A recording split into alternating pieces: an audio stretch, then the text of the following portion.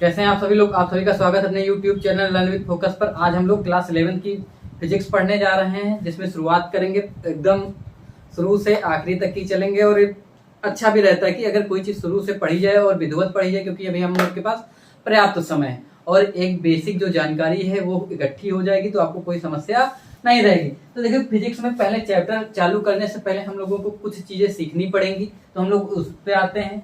दिया गया है कि भौतिकी में गणित का महत्व, क्योंकि आपको पता है आप कुछ भी लगाते हैं तो इसमें भौतिक विज्ञान में गणित का अपना एक बहुत महत्व है। आपको पूरा इंटीग्रेशन मतलब अवकलन समाकलन इत्यादि नहीं करना है, लेकिन जो भी करना है वो थोड़ा बहुत करते रहना है। देखो, सबसे पहले जैसे आपने लगाना चालू किया कि त्वरण निकालना है, गति जैसे हमने चालू किया कि एक आदमी जो है 5 सेकंड के बाद जो है कितनी दूरी पहुंच गया, या मैंने कहा कि एक कार जो है 20 किलोमीटर प्रति घंटा की रफ्तार से चलती जा रही, 2 घंटे बाद कितनी दूरी पे पहुंचेगी। तो आपको पता है आप क्या करते हैं कि चाल गुणे समय बराबर 20 की रफ्तार से, तो 20 दूना कर लिया तो 40 किलोमीटर आ गया, क्योंकि हमको फार्मूला पता। लेकिन हमने लगाया किस तरीके से मैथ, तो क्योंकि हमको कुछ बेसिक मैथ की जरूरत पड़ती है तो हमको वो सीखना पड़ेगा। जैसे हमको त्वरण निकालना है कि एक गाड़ी की रफ्तार लगातार बढ़ते जा रही, तो हम लोग त्वरण ज्ञात करते थे। बल जैसे हमने कहा गया कि जो है एक 20 किलोग्राम की एक वस्तु है, उस पर हमने कुछ बल लगाया तो उस पर कितने का त्वरण उत्पन्न होगा हम लोग निकाल लेते थे। और ऐसे मोमेंटम निकालना, संवेग निकालना क्लास 9, 10 में हमने इत्यादि में मैथ के बहुत सारे यूजेस सीखे थे और न्यूमेरिकल भी कराए गए जो आपने सीखा भी है। तो जब इनकी जरूरत पड़ती तो हमको सीखना पड़ेगा कौन कौन से फार्मूले आते हैं, क्या क्या आते हैं। तो सबसे पहले हमने बचपन में एक फार्मूला सीखा था कि a प्लस बी का होल स्क्वायर क्या होता है, तो हमने सीखा था a square plus B square plus का 2ab होता है। फिर दूसरा फार्मूला आपने पढ़ा था a माइनस बी का होल स्क्वायर क्या होता है, a square plus B square minus का 2ab होता है। फिर हमने इसी प्रकार तीसरा इसका देखा था। तीसरा फार्मूला हम लोग क्या पढ़े थे कि a square minus b square क्या होता है, तो आपने पढ़ा था a plus b into A minus b होता है। फिर हम लोगों ने सीखा था कि जो है a cube minus B cube. सबसे पहले मैं होल क्यूब में चलता हूँ, तो आपने क्या देखा था कि a cube minus B cube minus 3ab into A minus B. फिर आपने देखा था कि जो है a प्लस बी का होल क्यूब क्या होगा, तो a क्यूब प्लस का b cube plus 3ab into A plus B. फिर इसके बाद आपने देखा था कि a क्यूब, छठा फार्मूला, ये सब जरूरत पड़ेंगी, जो जरूरत पड़ेंगी हम लोग उनका इस्तेमाल अभी से कर लेते हैं। फिर इसके बाद हमने देखा था क्या होता था a minus b into a square plus का ए बी प्लस का बी स्क्वायर। आप लोग नोट करते रहिए, फार्मूले याद रखिए, क्योंकि पूरी फिजिक्स आप 11 की पढ़ेंगे सब यूज होगा। और इसके बाद अगला फार्मूला है ए क्यूब प्लस बी क्यूब। आपने इसमें पढ़ा था कि ए plus b into a square minus का ए बी प्लस का बी स्क्वायर। फिर इसके बाद कुछ और इक्वेशंस आती हैं, जैसे मैं कुछ समीकरण बनाता हूँ। अगर हमने कहा कि 2x प्लस 6 इक्वल टू 8 है, तो x की वैल्यू कितनी आएगी, तो आप लोग तुरंत देख के कह देंगे कि इसको सॉल्व करेंगे तो हमारा क्या आ जाएगा, 8 से 6 घटाएंगे 2 बचेगा, 2 से 2 काटोगे तो आप कहेंगे x की वैल्यू जी 2 होगी, सॉरी 1 होगा। तो यहाँ से स्पष्ट हो गया। तो हमने कहा कि हाँ, एक ही तो अननोन क्वांटिटीज थी। अननोन का मतलब जो हमको पता नहीं है, तो यहाँ पे हमको क्या नहीं पता था, x नहीं पता था और x ही पता करना है। तो जो नहीं पता होता है हम लोग उसको क्या कहते हैं फिजिक्स की भाषा में, अननोन क्वांटिटी, जो हमको ज्ञात नहीं, अज्ञात राशि। अब चूंकि एक अज्ञात राशि थी तो मान कितना आया, एक ही तो आया है। फिर अगर मान लीजिए अगली बार हमने कहा कि x प्लस वाई बराबर 4 और x माइनस वाई बराबर 2 है, तो आप बताइए कि इसमें x और y के मान, तो आपने कहा यहाँ पे 2 अननोन क्वांटिटीज हैं तो 2 मान आते हैं। एक बार आप x निकालेंगे और एक बार y निकालेंगे, और जब दोनों बार आपने सॉल्व कराया तो कहा कि x आपका 6 आया है और y आपका कितना आया है, y आप इसको आप जो है 8 रख लीजिए, और y आपका कितना आया है, 2 आया है, क्योंकि 6 प्लस 2 8 हो गया, 6 से 2 गए और ये इसको आप लोग 4 कर लीजिए, सॉल्व किए तो ये कितना आ गया, 4 आ गया। तो हमको कैसे पता चला कि ये x कितना होगा, y कितना होगा, तो हमने दोनों इक्वेशन सॉल्व कराई और इनकी वैल्यू निकाल ली। क्योंकि 2 अननोन क्वांटिटीज थी तो 2 मान आए, तो इनको हम लोग क्या कहते हैं, समीकरण। और समीकरण हम बराबर करते थे, लगाते थे और उनके मान निकाल लेते थे। इस प्रकार हम लोग करते रहते थे। फिर इसके बाद आपने द्विघात समीकरण वगैरह पढ़ा। मैं इसको मिटाता हूं, जिसको हम लोग क्या कहते थे, द्विघात समीकरण। द्विघात समीकरण क्या, जिसमें 2 पद होते थे ना, जिसमें घातें कितनी मैक्सिमम होती थी, 2 होती थी। जैसे आपने पढ़ा था कि जैसे मैं इसका जो है पूरा मानक फार्मूला बताता हूँ। देखो ax² प्लस का bx प्लस का c इक्वल टू 0। यहाँ पे आपने क्या सीखा था, जो a है, b है और c, a, b और c ये क्या होते हैं, अचर होते हैं। अचर को हम लोग क्या कहते हैं, कांस्टेंट होते हैं। कांस्टेंट मतलब जो नहीं बदलते हैं, ठीक है। जैसे संख्या कोई भी नंबर 1 2 3 4 5 इत्यादि कोई भी नंबर हो सकता है। फिर इसके बाद x² क्या है, हमने देखा पावर जो है कितनी है, 2 है, यहाँ पे 1 है और यहाँ पे क्योंकि अगर मान लीजिए ax² plus bx plus c लिखा हुआ, यहाँ पे x की पावर 0 रख दें तो आपने यहाँ पे कहा यहाँ पावर 1 है, क्योंकि किसी की पावर आप 0 करते हैं तो मान कितना होता है, 1। जैसे हमने कहा x की पावर 0 तो मान 1, याद रखिएगा। y की पावर 0 मान 1। किसी की भी पावर आप 0 करते हैं तो आप याद रखिएगा किसी की पावर 0 का मतलब ये होता है कि उसका मान कितना होगा, 1 होगा, ठीक है। तो हमने कहा कि पावर कितनी है, 2 है, तो टर्म कितने हैं, 3 है। तो याद रखिएगा जितने पावर होंगी टर्म उससे एक ज्यादा होगा। तो पावर कितनी, अगर पावर n है तो टर्म कितने होंगे, टर्म्स मतलब पद कितने होंगे, n प्लस 1। देखो कितनी पावर मैक्सिमम, 2, तो टर्म कितने आ गए, 2 प्लस 1 कितने, 3। देखो 1 2 और 3। मैं इसको अगर लिखना चाहूं तो मैं ऐसे भी कह सकता था, जैसे लिखा हुआ था 4x² प्लस का 3x इक्वल टू 12 बराबर 0। आपने जैसे ही ये देखा तो आपको तुरंत समझ में आ गया कि आपको करना क्या है। तो देखो सबसे पहले हमने कहा कि ये जो जितना भी लिखा हुआ था, ठीक है,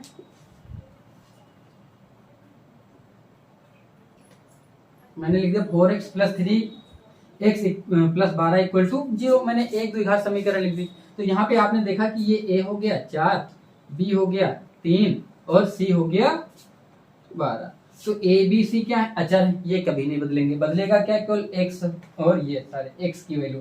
और हमने देखा यहाँ पे केवल एक ही अननोन क्वांटिटीज है, और वो कौन सी क्वांटिटीज है, तो आपने कहा वो क्वांटिटीज है x। लेकिन जब हम इसको सॉल्व करना चालू करते हैं तो हम लोग देखते हैं कि जब इस द्विघात समीकरण को सॉल्व करते हैं तो मान कितने आते हैं। अभी तक हमने सीखा था कि जितनी अननोन क्वांटिटीज होंगी उतने मान आएंगे। तो यहाँ पे देखते हैं कि क्वांटिटीज तो एक ही होती है और मान इसके वैल्यू 2 आते हैं। तो ये समझ में नहीं आता ये कैसे 2 कैसे आ जाता है। तो मैं कोई भी एक इक्वेशन दे देता हूँ। जैसे मैंने एक इक्वेशन बुक का ही मैं दे रहा हूँ, लिखा हुआ x² माइनस x माइनस 2 बराबर 0 दिया हुआ है। x² माइनस x माइनस 2 बराबर 0। आपको अगर इसको सॉल्व करना है तो इसको सॉल्व करने के लिए फार्मूला देखो, x की जो भी मान आती है तो आप x के मान कैसे निकालते हैं। तो आपका दिया जाएगा कि जो है minus plus minus b² minus 4ac अपान का 2a। ये जो है मान निकालने का एक फार्मूला होगा जो आप बराबर इसको यूज करते रहेंगे। प्लस माइनस, एक बार प्लस यूज करेंगे, एक बार माइनस। आप लोग पढ़ चुके हैं, मैं केवल रिपीट करवा रहा हूँ चीजों को। तो यहाँ से आप देखेंगे कि तुलना करेंगे ax² प्लस का bx प्लस का c बराबर 0 से। तो आप कह देंगे कि a बराबर 1 है, b बराबर माइनस 1 है और c बराबर आपका माइनस का 2 है। केवल रखना है यहाँ पे। जब आप रखेंगे तो माइनस का 1 और 1 माइनस पहले से, तो माइनस मैं अगर रखी के हिसाब हम लोग करा लेते हैं, ब्रैकेट में माइनस 1 का स्क्वायर करेंगे आप, माइनस 4, a आपको पता है 1 है और c आपको कितना है, माइनस का 2 है, अपान 2 इंटू 1 हो जाएगा। तो माइनस माइनस प्लस हो जाएगा, प्लस माइनस रूट में आपने कहा कितना आया, तो 4 दूना 8 प्लस का हो जाएगा। तो प्लस का ये ना आपने सॉल्व कराया 2 आया। तो आपने कहा x की जो भी वैल्यू आई है वो प्लस का 1 प्लस माइनस रूट में 9 जाएगा। मैं इसको एक लाइन सॉल्व कर लेता हूँ। यहाँ पे रूट में 9 जाएगा, सॉल्व करेंगे तो यहाँ कितना लिखेंगे, 3 लिखेंगे अपान 2। तो एक बार आप यहाँ से प्लस ले सकते हैं और एक बार यहाँ से आप माइनस ले सकते हैं। जब आप एक बार प्लस लेंगे तो आप कहेंगे x बराबर हो जाएगा, यहाँ से आप कहते हैं कि x की 2 वैल्यू डिवाइड होती है, x1 और x2, ठीक है। क्वांटिटीज एक थी, हमने 2 निकाली। एक बार हमने कहा x1 कितना हो गया हमारा 1 प्लस 3 बटे 2, 4 बटे 2 करोगे, काटोगे कितना आ जाएगा 2। अगली बार x2 कितना आया, x2 आपने कहा है, इस बार माइनस ले लेते हैं।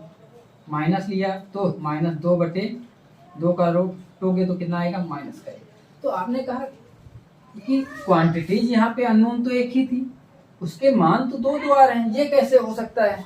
तो हो सकता है, क्यों नहीं हो सकता है। हो सकता है कि एक ही अननोन क्वांटिटी जो है दो दो वैल्यू पर डिपेंड करता हो। हम लोग रखते हैं दोनों बार अगर 0 आ जाता है तो सही है। हमने कहा 2 का स्क्वायर कितना पहले मान आया था, तो 2 आया था, हमने कहा 2 का स्क्वायर 4 होगा, फिर -2, 4 से 2 जाएंगे 2 बचेगा, अब 2 से 2 जाएगा 0 हो जाएगा। पुट कर रहा है, वैल्यू पुट कर रहा है, 0 आ रहा है तो हम कहेंगे हाँ बिल्कुल संतुष्ट करता है। अगली बार हम कहेंगे अच्छा -1 करता है कि नहीं करता, हमारे मन में प्रश्न है तो हम लोग कहते हैं चलो -1 को भी देख लेते हैं। हमने -1 का स्क्वायर किया तो आपको पता है प्लस का 1 हो जाएगा, प्लस का 1 माइनस का 1 प्लस, एक मिनट, -1 का स्क्वायर करेंगे तो प्लस का 1 हो जाएगा, फिर -1 यहाँ पे रखेंगे तो माइनस माइनस प्लस हो जाएगा, 1 1 2, 2 से 2 जाएगा 0। तो ये भी करता है, तो कैसे हो सकता है, मन में प्रश्न आता है। तो इसके बहुत सारे उदाहरण हैं कि कभी कभी हम कोई चीज देखते हैं और वो दो दो चीजों पर डिपेंड करती है। जैसे इसका एक बहुत बढ़िया उदाहरण दिया जाता है कि हम मान लीजिए कि कोई बच्चा जो है, सबसे अच्छा उदाहरण है ये इसका, मैं यहाँ का मिटाता हूं। जैसे कि एक बाल अगर उछाली जाती है, एक बाल उछाली जाती है नीचे से, मान लीजिए एक बाल नीचे से कोई एक व्यक्ति एक बाल को उछालता है यहाँ से, और ये बाल ऐसे जाना चालू करती है। ये एक मीनार है, मीनार की छत पे एक आदमी खड़ा हुआ है और ये देखता है कि ये बाल यहाँ पे कुछ समय में आती है और फिर ये टहल घूम के फिर नीचे जाने लगती है, फिर कुछ समय बाद यहाँ पे आती है। तो ये T1 समय है, ये T2 समय है। उसने कुछ समय मतलब देखा कि 5 सेकंड पे, नीचे से उसने देखा कि 5 सेकंड पे बाल यहाँ पे आई थी, फिर अगली बार इसी हाइट पे फिर वो कितने पे आई, उसने कहा 15 सेकंड पे आई। तो पहले 5 सेकंड पे वो उसने उस बाल को इसी हाइट पे देखा, फिर 15। अगर मैं आपसे ये प्रश्न करता कि ऐसा बताइए कि इस व्यक्ति ने अपने हॉरिजॉन्टल मतलब अपने बराबर उसी लोकेशन पे, उस लोकेशन में उसी ऊंचाई के बराबर पे बाल कितनी बार देखी, तो आपको पता जितना ऊपर से जाती है वैसे ही नीचे आती है। तो आप कहेंगे 2 बार देखा, एक बार 5 सेकंड पे देखा, एक बार 15 पे देखा, तो निकालना तो एक ही था, क्वांटिटी तो अननोन एक थी, लेकिन उसकी वैल्यू कितनी थी, 2 थी। तो ये हमेशा 2 पे डिपेंड कभी कभी करता है, कभी कभी नहीं। 2 क्या 3 पे भी करता है, 4 पे भी करता है, तो स्थितियों पे डिपेंड करता है।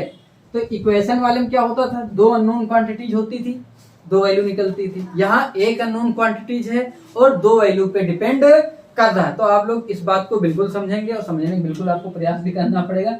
तो हम लोगों ने यहाँ पे फार्मूला देखा कि ऐसा ऐसा होता है, लेकिन अगली बार हम कहते कि यहाँ से हमने पढ़ा था कि मूलों का योगफल और मूलों का गुणनफल कहते हैं। हमने यहाँ पे 2 मूल निकाले थे, एक हमने कह दिया था x की 2 वैल्यू होती थी, x1 और x2। इसको अल्फा और बीटा भी अगर मान लें, आपने बुक में हाई स्कूल में अल्फा बीटा पढ़ा तो मैं उसे लगा दूं, तो जब एक बार गुणा कराते तो हम लोग कहते थे मूलों का गुणनफल, तो आपने कहा था C/A होता है।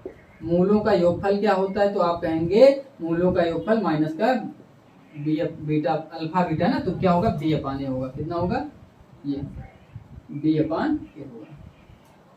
तो ये आप याद रखेंगे, ये C/A है, ये माइनस का B/A है। तो जरूरत पड़ेगी तो हम लोग यूज करेंगे, जरूरत नहीं पड़ेगी तो नहीं यूज करेंगे। C और B क्या, तो आपको पता है C किसका गुणांक है, C आप कहेंगे जो x की पावर 0 है उसका गुणांक है। B क्या है, तो आप कहेंगे x का गुणांक है, और A क्या है, x² का गुणांक है। तो वैल्यू आप निकालेंगे तो यहाँ से आप कहेंगे इसके गुणनफल क्या होंगे, तो आप तुरंत देख के कह सकते थे कि अल्फा बीटा क्या होगा, मूलों का गुणनफल। तो आप कहते माइनस C/A माइनस 2/1, 2/1 करोगे तो माइनस का 2 आ जाएगा। इसको निकालोगे तो 1 माइनस पहले से 1 बाद में रखोगे तो -1 -1 को माइनस से गुणा करोगे +1/1 की वैल्यू निकालोगे तो 1। तो ये कितना आ जाएगा, 1 ही आ जाएगा। तो आपने ऐसे सॉल्व कर लिया, यहाँ तक की कोई दिक्कत नहीं। अब अगली बार हम कहते हैं अगर मान लीजिए B² - 4AC 0 होता, तो हम क्या देखते हैं कि जो हमारी x1 और x2 दो अलग अलग वैल्यू आती है, वो केवल इसी पर डिपेंड होती है। एक बार प्लस लिया, एक बार माइनस लिया, घट पिट के जो है एक बार x1 निकालता है, एक बार x2 निकालता है। लेकिन अगर हम इसको 0 रख दें तो हम देखते हैं क्या होता है, x बराबर -b प्लस -b² - 4AC अपान का 2a। ये अगर 0 होगा तो ये पूरा 0 हो जाएगा, तो बचेगा कितना, माइनस का b/2a। तो हम कहेंगे x1 भी हमारा माइनस का b/2a होगा, x2 भी हमारा माइनस का b/2a होगा। तो हम यहाँ से तुरंत कह सकते हैं कि x1 और x2 आपस में क्या होंगे, बराबर होंगे। x1 और x2 बराबर होने मतलब दोनों मूल आपस में बराबर होंगे, दोनों मूल क्या होंगे, बराबर होंगे। लेकिन बराबर कब हुआ, जब हमने कहा B² - 4AC को हमने 0 किया, तो उस वैल्यू को हम लोग रख देते हैं हमने कहा क्या हमने किया, तो हम लोग कहेंगे कि हमने -b² 4ac को 0 कर दिया। b² - 4ac को हमने जब 0 किया, ठीक है, और इसी को हम लोग d कहते, विविधकर आपने पढ़ा होगा, जो भी जैसे भी पढ़ा हो। तो आपने जब इसको 0 किया तो आप यहाँ से देखे थे कि b² = 4ac हो जाता था, और यहाँ से b निकालते थे तो आप कहते थे कितना हो जाएगा, √4ac होता था। तो ये सब जरूरत पड़ेगी तो हम लोग करेंगे, अन्यथा नहीं करेंगे। अभी हमारी इसकी कोई जरूरत नहीं है। आपने हाई स्कूल में पढ़ा तो मतलब भर के आते थे। फिर इसके बाद एक फार्मूला आता है बाइनोमियल का, आप लोग द्विपद प्रमेय जिसको कहते हैं, बाइनोमियल थ्योरम कहते हैं या द्विपद प्रमेय कहते हैं। हम लोग अब उसको थोड़ा सा देख लेते हैं। अभी आपको केवल ये थोड़ा हो सकता है 1-2 लेक्चर चले, और अगर आप चाहेंगे तो नहीं भी कराएंगे, लेकिन ये जरूरी है क्योंकि आपको अगर पूरी फिजिक्स पढ़नी है तो इन चीज़ों को जानना और समझना पड़ेगा। ये आपकी मजबूरी भी है और अच्छाई भी है, क्योंकि कुछ बच्चे ऐसा भी होते हैं जो मैथ नहीं लिए होते हैं, उनको बहुत सारी समस्या आती है। जो मैथ वाले होते हैं उनको तो कोई दिक्कत ही नहीं है, क्योंकि मैथ पढ़ भी रहे हैं। अवकलन समाकलन वगैरह भी इंटर में आएगा, वो भी पढ़ना पड़ेगा। कुछ ट्रिग्नोमेट्रिक कुछ आएंगे, कुछ ग्राफ के बारे में आपको पढ़ना पड़ेगा। तो ये सारी चीज़ें पढ़नी है। तो फिजिक्स में इतना ज़्यादा यूज नहीं है, लेकिन मतलब भर का है, तो आप लोग केवल उतना पढ़ लीजिए जितना आपको जरूरत पड़े। तो अब अगली आप क्या देखेंगे, द्विपद प्रमेय, है ना, द्विपद प्रमेय। तो आप कहेंगे द्विपद प्रमेय क्या होता है। द्विपद प्रमेय को हम लोग क्या कहते हैं, बाइनोमियल थ्योरम कहते हैं। क्या कहते हैं, बाइनोमियल थ्योरम कहते हैं। इसको हम लोग क्या कहते हैं, बाइनोमियल थ्योरम कहते हैं, बाइनोमियल थ्योरम। तो द्विपद प्रमेय के लिए मैं एक सीधा सरल फार्मूला बताता हूँ, इसको आप लोग याद करना पड़ेगा, क्योंकि इस फार्मूले से कुछ चीजें होंगी जो इनको सॉल्व कराएंगे। तो देखो क्या लिखा हुआ है, x + a की पावर n। अभी तक हम लोग क्या पढ़ते थे कि 2 तक की पढ़ा, जैसे हमने देखा था एक उदाहरण a + b का होल स्क्वायर, तो हमने देखा इनकी है 2 है। फिर हमने a + b का क्यूब तक की पढ़ लिया, इसके आगे नहीं पढ़े। लेकिन अब पावर बढ़ सकती थी, 3, 4, 5, 6, 7, 8, 9, कुछ भी हो सकता है। तो हम कैसे लगाएंगे, तो इसके लिए हमको क्या जरूरत पड़ेगी, तो मैं सीधा उदाहरण बताता हूँ कि आपको यहाँ पे 3 चीजें करनी पड़ेंगी। आप बॉक्स ऐसे बना लीजिए। बॉक्स बनाने का कोई कारण नहीं, केवल यही है कि आप तो बार बार 3 चीजों को करना पड़ेगा, और कुछ चीजों को हम लोग बाद में एक्सप्लेन भी कर देंगे। Plus dot dot dot dot, last में अंतिम पद कितना होगा, क्योंकि हमने देखा था हम सॉल्व कराते तो लास्ट में भी तो कोई ना कोई पद आता ही है।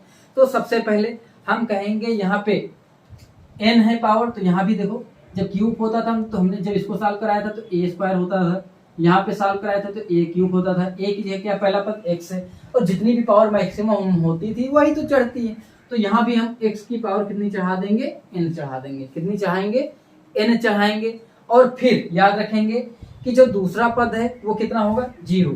तो यहाँ b की पावर, ये हम इसको करेंगे 0 कर लेंगे। कितना कर लेंगे, 0। जैसे मैं यहाँ पे इसको सॉल्व कराता हूँ। मैं लिखा हुआ है a + b का होल स्क्वायर बराबर लिखा हुआ a² + b² प्लस का 2ab। मैं ऐसे भी लिख सकता था, प्लस 2ab प्लस का b²।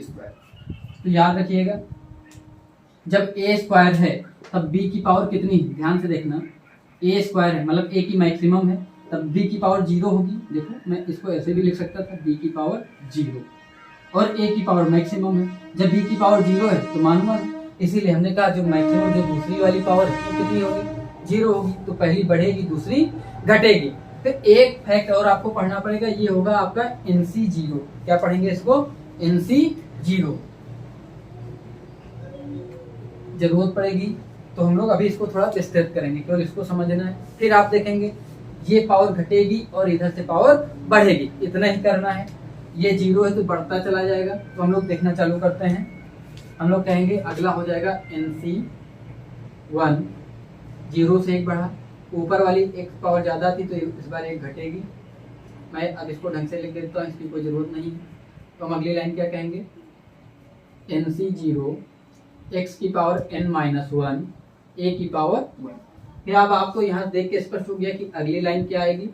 अगली आप कहेंगे NC1 हो गया ना, यहाँ 0 था तो ये 1 हो गया। अगली NC2 आप कहेंगे 1 और बढ़ गया, इसमें 1 घटा था, अगली बार 2 घटेंगे। x की पावर n-2 और a की पावर 2, पावर लगातार बढ़ते जाएंगी और उधर घटते जाएगा। लेकिन अब सबसे लास्ट में क्या होगा, तो आप देखेंगे 2 से बढ़ते बढ़ते कहाँ तक जाएगा, तो आप कहेंगे n टर्म थे। अच्छा पावर n है तो आप कहेंगे टर्म तो n नहीं होंगे, टर्म तो n से कितना ज्यादा हो जाएगा, n+1 होंगे। क्यों? क्योंकि यहाँ पे जब पावर 2 थी तो टर्म कितने आ रहे थे, 3 आ रहे थे, ठीक है। जब क्यूब है तो पावर 3 है, टर्म कितने आते हैं, 4 आते हैं। तो आपको इसको सॉल्व करना पड़ेगा, कहाँ 4 आते हैं तो आप देख लीजिएगा, a + b का क्यूब करते हो तो a³ + b³ + 3ab, a + b लिखते हो, सॉल्व कराओगे तो क्या हो जाएगा, 3a² + 3ab²। जोड़िए तो 1 2 3 और 4 टर्म, जितनी भी पावर होती हैं टर्म या पद उससे एक हमेशा ज्यादा होता है। तो आपको ये याद रखना पड़ेगा। हम लोग बढ़ते बढ़ते बढ़ते बढ़ते सबसे लास्ट तक ही पहुंचेंगे तो क्या होगा, उस समय की कंडीशन क्या होगी, तो आप कहेंगे कि 2 से बढ़ते बढ़ते कहाँ तक जाएंगे, n तक जाएंगे, तो NC n हो जाएगा। और ये बताओ कितना होगा, तो आप कहेंगे 2 घटा, 3 घटा, 4 घटा, फिर n घटेगा, तो n घटेगा तो n से n घटाओगे तो x की पावर कितनी हो जाएगी, 0 हो जाएगा। यही प्रश्न हो गया, कितना हो जाएगा, 0। और हमने ये देखो, ये हमने चालू किया था 0 से, इधर 0 होना चाहिए ना, 1 फिर 2 3 ऐसे बढ़ाते हम लोग चले जाएंगे। ऐसा लिखा तो है यहाँ पे, है? ये 0 से हमने चालू किया, 0 1 2 3 ऐसे बढ़ते चले जाएंगे, ठीक। अब अगली लाइन हम लोग देखते हैं, x की पावर हमने कितना कर लिया, 0, और ये बढ़ते बढ़ते 2 3 4 करते करते कहाँ तक पहुंच जाएगा, n तक पहुंच गए। तो आपको ये फार्मूला याद करना पड़ेगा, ये आपकी मजबूरी है। और इससे कैसे सवाल लगाएंगे तो हम लोग इसको देखते हैं। देखो सबसे पहले मैं कहूंगा कि यहाँ पे आपको केवल यही टर्म नहीं समझ में आया होगा, ये क्या होता है, तो हम लोग देखते हैं ये क्या होता है, NC0 का मतलब। तो आप लोग याद रखिए NC0 में ये होता है, इसको हम पढ़ते हैं फैक्टोरियल n। क्या पढ़ते हैं, फैक्टोरियल n। होता क्या है, अभी चीजें क्लियर होंगी, थोड़ा समय लग सकता है। नीचे पढ़ेंगे फैक्टोरियल 0 इंटू फैक्टोरियल n-0, ठीक।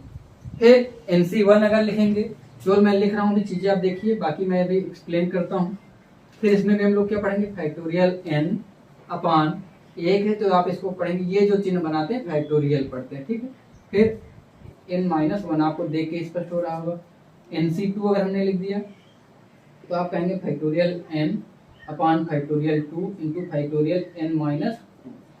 फैक्टोरियल का मतलब यही, आपसे अगर कह दिया n की 2 3 4 5 कुछ भी हो सकता था, any1 हो सकता है। तो आपसे अगर कह दिया n 2 है, कितना है 2, तो आप तुरंत देख के कहेंगे n अगर 2 है तो आप कहेंगे 2C0 लिखा होगा, तो आप क्या लिखेंगे, 2 नहीं 5 कर लो कम से कम, तो आप क्या कहेंगे, फैक्टोरियल 5 लिखा होगा, ठीक, अपान 0 फैक्टोरियल। फिर यहाँ पे 2 लिखो कम से कम, घटा ही तो रहे, वहां पे हमने करिए 2 लिख दिया, तो फैक्टोरियल। फिर आप कहेंगे 5 से तो 2 घटाना, वहां देख के फैक्टोरियल 2। तो आप देखिए 5 अपान 2 घटा फैक्टोरियल 2 लिखा हुआ, इंटू 2 से 3 घटे तो कितना, फैक्टोरियल 3। तो देखो इसका मतलब क्या होता है, जब भी लिखा जाए फैक्टोरियल 5 तो इसका मतलब ही यही है कि आप केवल गुणन लिखते चले जाए उसकी डाउनवर्ड जितनी भी नंबर है, 4 3 इंटू 2 इंटू 1, जब तक 1 ना आ जाए, यही करना है। तो ऊपर हम क्या करेंगे, 5 गुणे 4 गुणे 3 गुणे 2 गुणे 1, नीचे भी 2 फिर 1, फिर आप कहेंगे इसमें भी तो वही करना है, 3 गुणे 2 गुणे 1, तो 3 2 1 कट जाएगा, 3 2 1 कट जाएगा, 2 से 2 कटेगा, 5 दूना कितनी वैल्यू आ जाएगी, 10 आ जाएगा। तो इस प्रकार आप देख सकते हैं और सॉल्व कर सकते हैं, इसमें कोई दिक्कत नहीं होनी चाहिए, ठीक है। तो मैंने आपको ये इतनी बात समझ में आ गई होगी। अब हम लोग आगे का देखते हैं, यहाँ तक ही क्लियर, फैक्टोरियल का मतलब भी आपको समझ में आ गया होगा। इसके आधार पे हम लोग a+b वाला फार्मूला बनाते हैं कि सही है कि नहीं है। तो हम इस फार्मूले पे सॉल्व करते हैं। तो आप लोग देखिएगा, सबसे बड़ी बात कि अब आपसे कहा जाए a+b का होल स्क्वायर, इस फार्मूले पे सॉल्व करें, मतलब ये x हो जाए और ये a हो जाए, तो आप कहेंगे क्या सीधे रखा जाए, कितने टर्म है, 2, तो हमको केवल 2 ही टर्म तक की रखना है। तो आप क्या रखेंगे, कहेंगे NC0 x की पावर n, x की पावर n है ना, तो x की जो है यहाँ पे कहेंगे a है, a की पावर n, और एक n कितना है, हम कहेंगे 2 है, n कितना है 2 है। अब देखिए लाइट चली गई है तो थोड़ा सा व्यवधान आया है, हम लोग लाइट आते ही आगे का कंप्लीट कराएंगे। चलिए लाइट चली गई थी तो हम लोगों को रुकना पड़ा था, हम लोग अब उसी के आगे बढ़ते हैं। तो हमारा क्या लिखा हुआ, a+b का होल स्क्वायर। तो हमने देखा यहाँ पे हमने क्या लिखा, 2C0 हो गया हमारा, फिर x की पावर हमने कहा a की पावर कितना कर लिया 2 कर लिया, फिर a की पावर 0, a की यहाँ पे b है तो हम कहेंगे b की पावर 0 प्लस फिर आप कहेंगे nc1 मतलब 2c1 हो गया। अब जब 2c1 आपने किया तो आप देखेंगे कि कितना होगा, चलिए इसको हम बाद में देखते हैं। x की पावर n-1 मतलब a की पावर n-1 तो a की पावर n- मतलब 2-1 इंटू a की पावर 1, a की पावर 1 का मतलब कहने का मतलब b की पावर। फिर इसके बाद अब हम लोग आगे का देखते हैं। प्लस आपको पता है कि दो पावर है तो टर्म कितने आएंगे 3 आएंगे, तो 2 हो गए, तीसरा टर्म आपका आने वाला है। तो आप कहेंगे यहाँ पे nc2 मतलब 2c2 इंटू एक्स की पावर n-2 मतलब a की पावर 2-2 तो मतलब a की पावर कितना हो जाएगा 0 हो जाएगा। फिर उसके बाद मैं घटा ही देता हूँ, मैं पूरा लिख दूँ इस लाइन। फिर उसके बाद b की पावर 2, अब देखिए b की पावर 0 1 होगा, 2c0 आप सॉल्व कर लेंगे तो आप कहेंगे फैक्टोरियल 2 देखो अपान फैक्टोरियल 0 का मान 1 हो जाएगा इंटू n-0 मतलब 2 ठीक है। तो nc0 या किसी की पावर 0 की हमेशा वैल्यू कितनी आती है, यही आती है, ठीक है। तो ये कट जाएगा इंटू a² प्लस b की पावर 0 का वैल्यू 1 होगा प्लस 2c1 तो आप कहेंगे फैक्टोरियल 2, फैक्टोरियल को ऐसे भी लिखते हैं ना, तो हम फैक्टोरियल 2 अपान फैक्टोरियल 1 इंटू 2-1 तो फैक्टोरियल 1 की वैल्यू 1 ही होती है, तो आप कहेंगे या सॉल्व कर लीजिए तो 2 इंटू 1 लिखेंगे अपान 1 इंटू 1 तो आप कहेंगे 2 इंटू 1 अपान 1 इक्वल टू कितना आएगा 2 आएगा। तो हम लोग इधर काट करके हमने सॉल्व कर लिया तो इसकी वैल्यू कितनी आएगी 2 इंटू 2 से 1 गया तो 1, b की पावर 1 मतलब वही लिखा हुआ प्लस 2c2 तो आप इसको भी देखेंगे तो फैक्टोरियल 2 अपान 2 माइनस आप नीचे लिखेंगे फैक्टोरियल 2 अपान 2 - 2 मतलब 0 तो आप इसको भी काटेंगे तो वैल्यू कितनी आएगी 1 आएगी। तो आप 2c2 की वैल्यू कितनी 1 इंटू 2 की पावर 0 मतलब a²। मैंने किया कि यहाँ पे हम लोग देख लेते हैं 2c2 x की पावर n-2 तो 2 की पावर घटाना है 0 तो a की पावर 0 वैल्यू 1 आ जाएगी इंटू b²। अब आप इसको ढंग से लिखिए तो आप कहेंगे a² प्लस 2ab प्लस का b², यही फार्मूला है a प्लस b का होल स्क्वायर।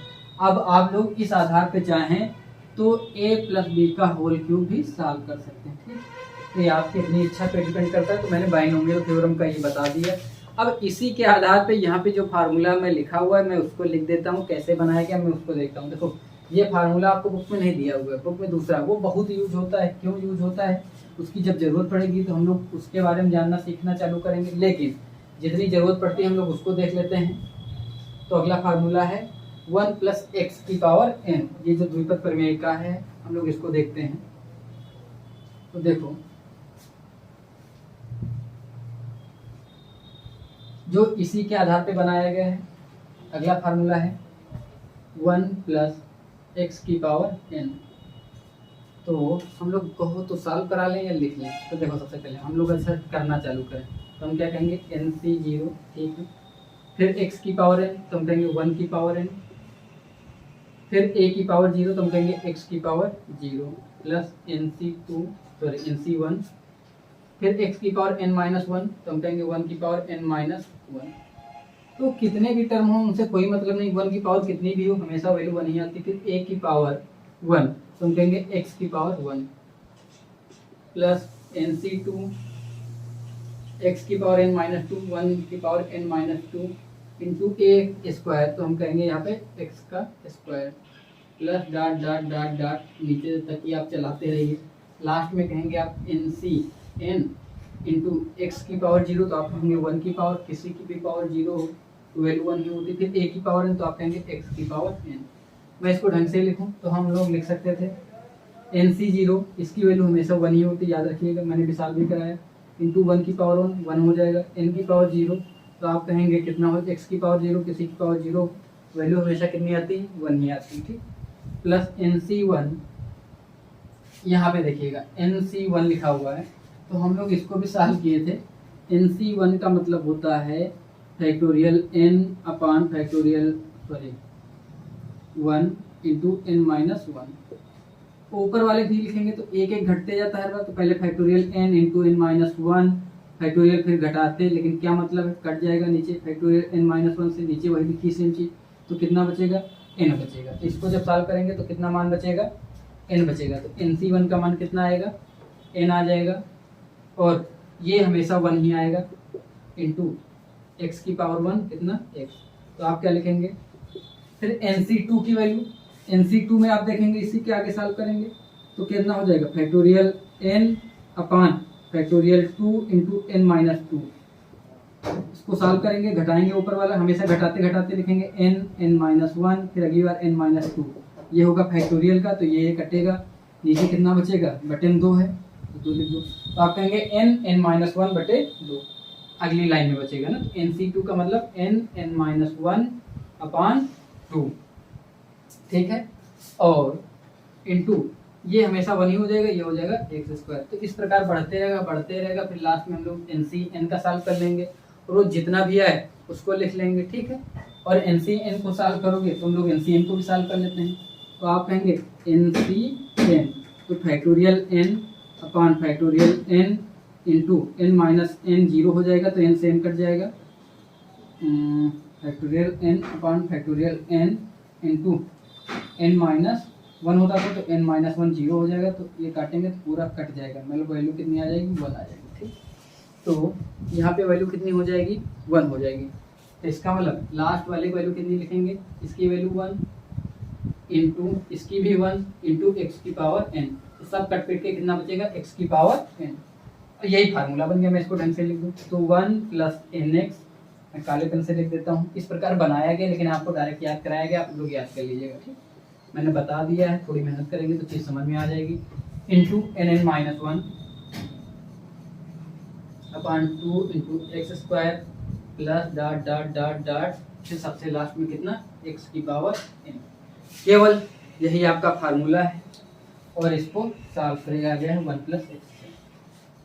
फिर फिजिक्स की भाषा में होता क्या यूज, कि लास्ट वाली चीज़ें इतनी छोटी होती चली जाती हैं दशमलव में, वो सब छोड़ दिया जाता है, केवल इतना यूज होगा, जब यूज होगा तो हम लोग करा लेंगे उसका, जब भी यूज होगा तो हम लोग देख लेंगे कितना यूज होता है, कैसे यूज होता है, ये फार्मूले की जरूरत पड़ेगी, तो आप लोग ये फार्मूला याद रखेंगे, 1 प्लस x की पावर n कैसे छोटी होती जाती हैं, हम लोग इसको भी आगे डिस्क्राइब करेंगे।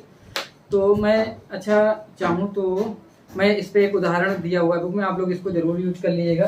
पहला मैं इसको मिटाता हूँ, उदाहरण लिख देता हूँ, ये आपकी जिम्मेदारी है कि आप लोग इसको लगा के लाएंगे।